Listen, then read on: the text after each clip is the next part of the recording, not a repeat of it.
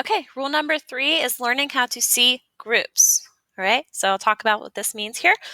I'm going to just start with the fact that if you have a problem that's in parentheses, I would like you to refer that set of parentheses as a group.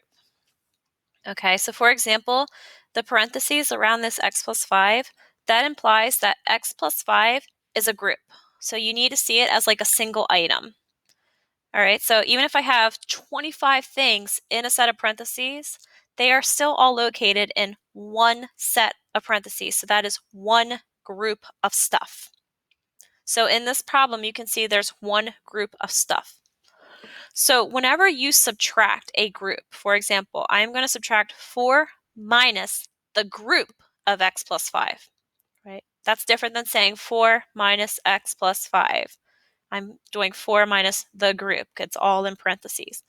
That is the exact same thing. Are you ready for this? As saying 4 plus -1 times the group.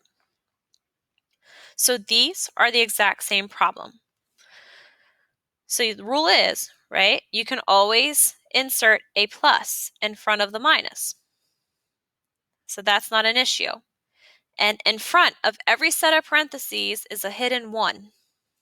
Right? We never write that because it's assumed that you already know that. So if you don't see anything in front of parentheses, there is a 1 there. It's just invisible. So in this problem, the x plus 5, that is considered the group. Why is it one group? Because it's in one set of parentheses. So we're going to write a little rule that when we subtract a group, it is the exact same thing as multiplying everything in the group by -1. So we're going to try that, because that's a little tricky. We're going to try an example of that idea with a different problem, okay? So we have 10 minus the group of 4 plus y. That is the exact same thing as saying 10 plus -1 times the group of 4 plus y. Oops, I guess I should have put that there. Either way, it's fine. Okay, so we can insert the plus ahead of time. That's not an issue at all. We can always do that. But we have to realize there is a 1 in between the negative symbol, because now it's a negative, and the parenthesis. Okay? So at that point, and we'll review this, but you would distribute the -1, aka you would multiply everything that's in that group by -1. So I'll have 10 plus, and then I'm going to record my answers. So I am going to do -1 times 4, and that is -4.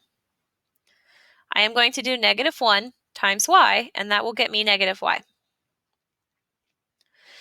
Remember what we said earlier, if you don't want this to be pronounced -4, then you can scratch off the plus, and you can use it now as a minus sign.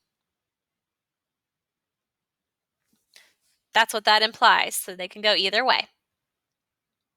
All right, tomato, tomato. All right, well, 10 minus 4, that's relatively simple, right? That's just 6.